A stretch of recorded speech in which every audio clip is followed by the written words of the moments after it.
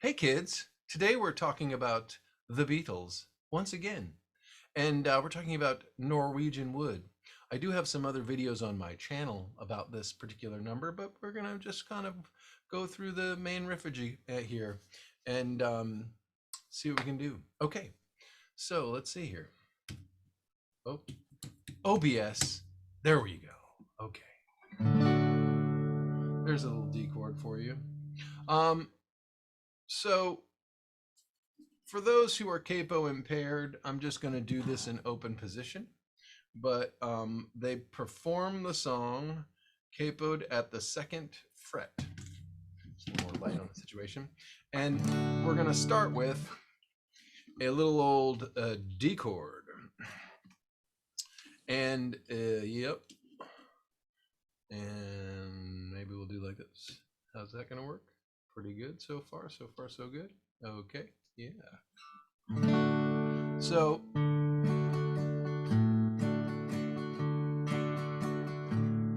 first thing you want to work on is just a little bit of the bass strumming on the D chord over there. So as you can see over here on the right hand, I'm going to play the D string, open D string, and then strum the top 3 strings, and then I'm going to strum the 5th string or the A string and then strum the top 3 strings.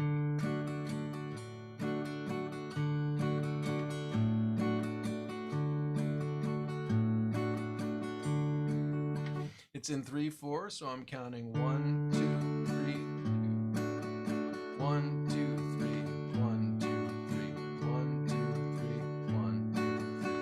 Let me give you a little different angle on the right hand there.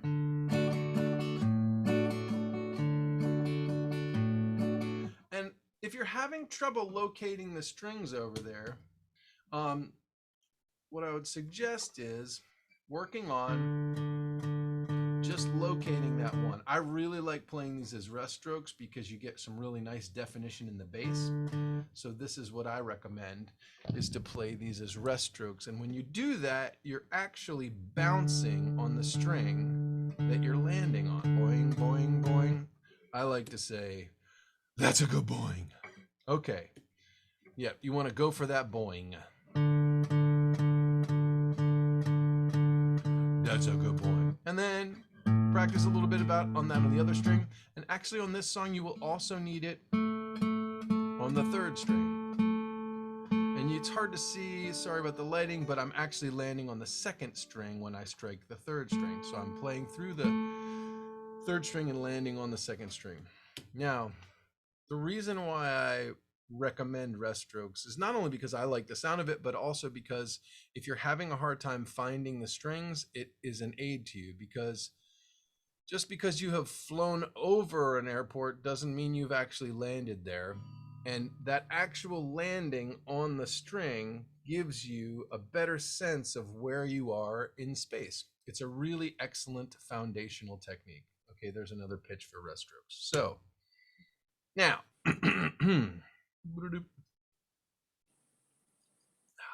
maybe just get a little bit tighter in on that guy. Yeah, that's pretty good. Okay, so and a little more of the right hand. If anybody's looking for a cameraman gig in the Falls Church, Virginia area, let me know.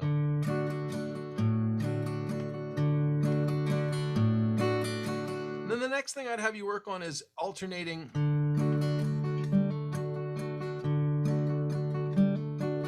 the 4th string and the 3rd string. So playing bass notes here on the 4th string and then on the 3rd string. So you're going to go 1, 2, 3, 2, 2, 3, 1, 2, 3, 2, 2, 3. And when we do that on the 4th string there, or sorry, on the 3rd string there, what we're going to do is play a hammer on from the open string to the 2nd fret of the 3rd string.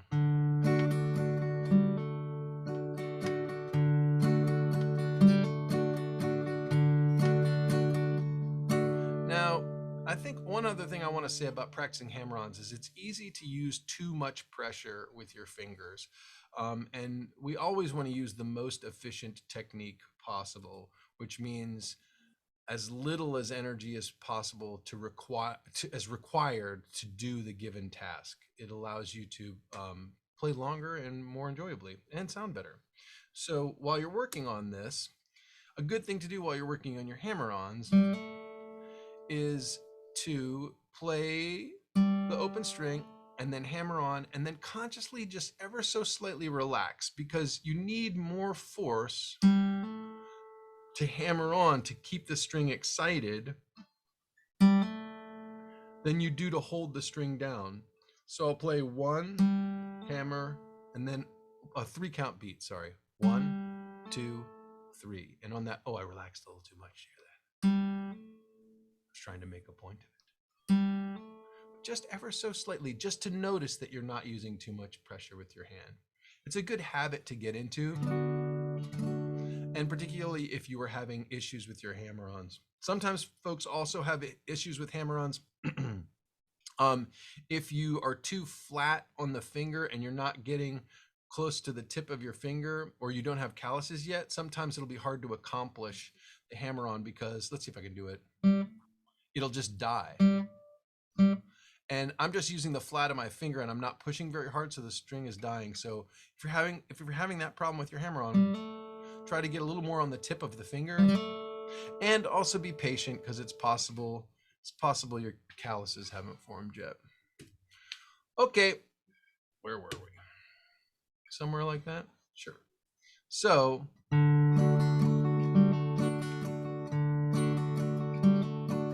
were here.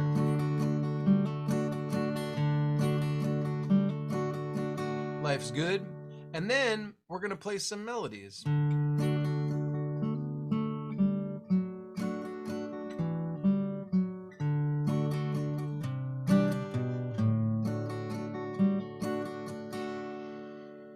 Do that again. 1, 2, 3, or 1, 2, and 3, and. That's the first measure of the verse. And you're going to play. So it's 1, 2, 3, 1, 2, 3. Again. 1, 2, 3, 1, 2, 3, 1. And something I want to point out is that on the first beat of that third bar, I recommend putting down the first finger at the same time as the fourth finger. Watch, I'm going to do this again. So, see, they both came together like that. That way it's there for the next beat for the strum. Watch and listen to this.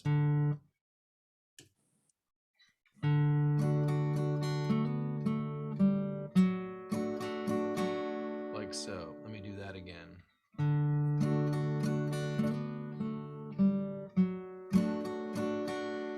And so that's 1, 2, 3, 1, 2, 3, 1, 2, 3.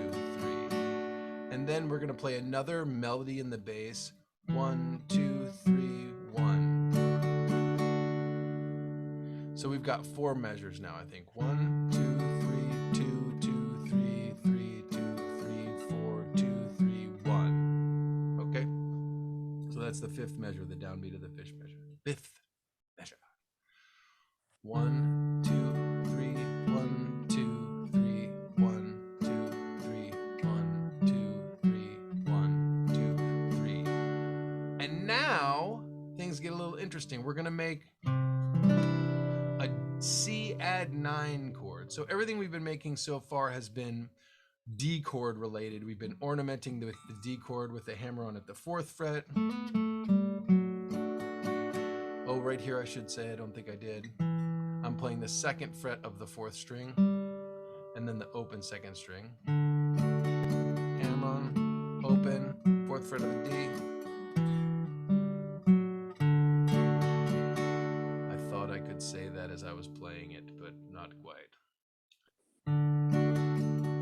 Hammer on, open, 4th of the D, 2nd of the D, open 3rd string, 4th of the D, to the open D, and now to the C add 9. And You can play the E string open there if you like that, or you can play the E string at the 3rd fret with your 4th finger. It's really taste dependent. But it's a C chord, essentially, where we have added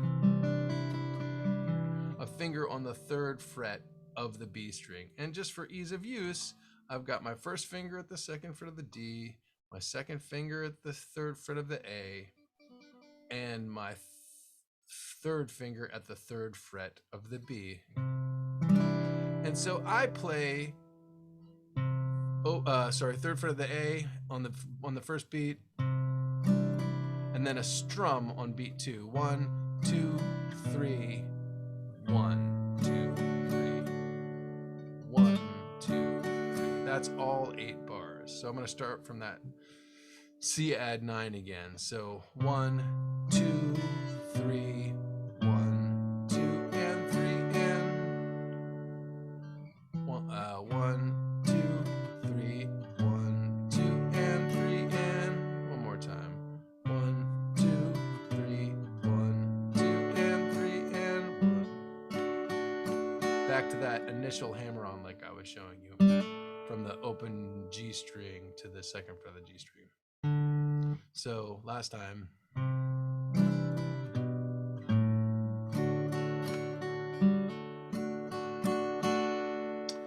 And then, let's see here.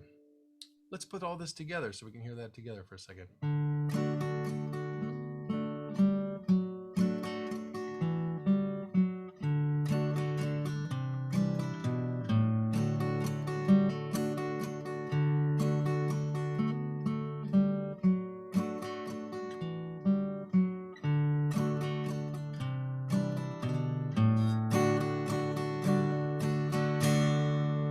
And that is the verse and the introduction and the instrumental break of Norwegian Wood. I think I actually have some lessons on the channel about the bridge. I might have even done one just last week. So I believe there's a playlist on the channel of Norwegian Wood lessons, although I think this one's an improvement because of the multiple cameras. And hopefully I've gotten better. So we'll find out. If you have any questions, you can put them in the comments. Please like, subscribe, follow, ding the bell, tell all your friends about me. And, you know, if you're in the local area or you're not, hit me up about lessons. So there you go. Enjoy your the verse from Norwegian Wood. Oh, I want to show you one other thing. Then I have to say, do I have to say all the subscribe stuff over and again? It seems like I should. Everybody says it at the end. Maybe I should do it in the middle and the beginning. Okay, whatever. I want to give a little advice on capo, using the capo, because this song actually uses the capo.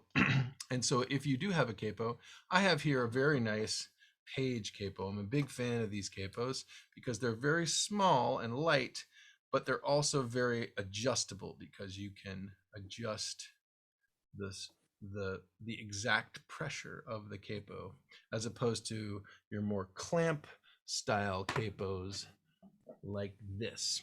So if you're wanting to play this at the 2nd fret, I'll show you how to do it with the clamp capo too. So the problem with clamp capos, I refer to these type of capos as meathead capos. They're very strong and they hang around.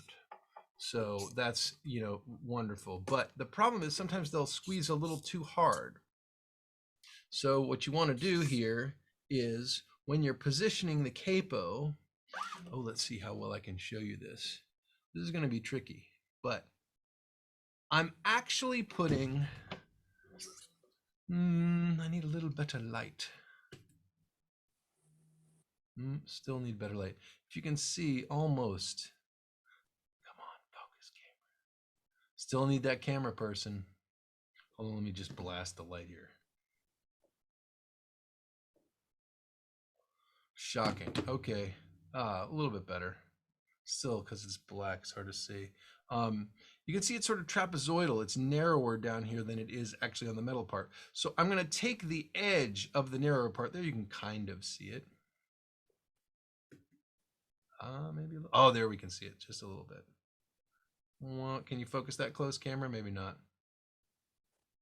Anyway, I want to take just a little bit of the rubber edge of the capo and actually put it on the fret while I'm doing this. So I'll need this camera to do that with. And I'm going to do like that.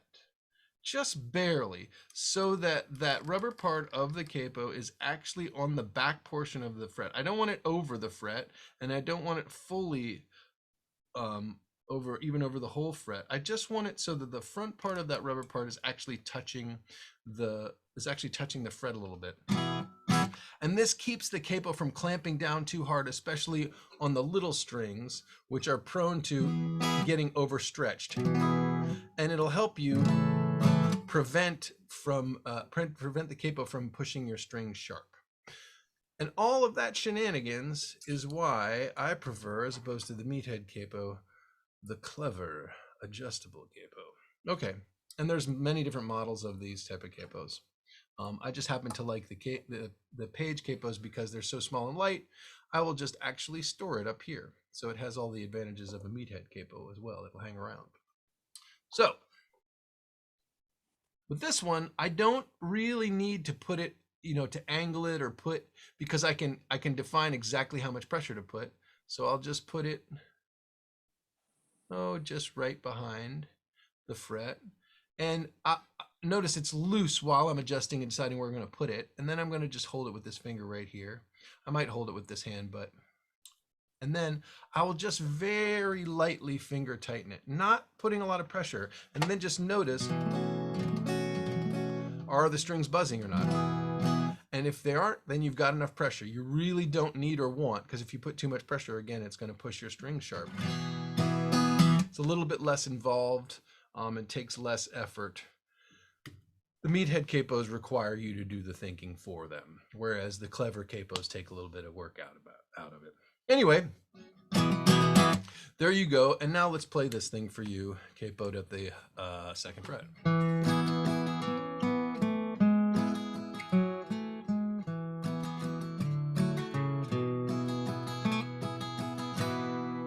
There it is. Go forth and get your Beatles on. Okay, like, subscribe, follow me on Facebook, Instagram, love me, sign up for lessons, tell your mom you love her, and all that good stuff. Take care until next time.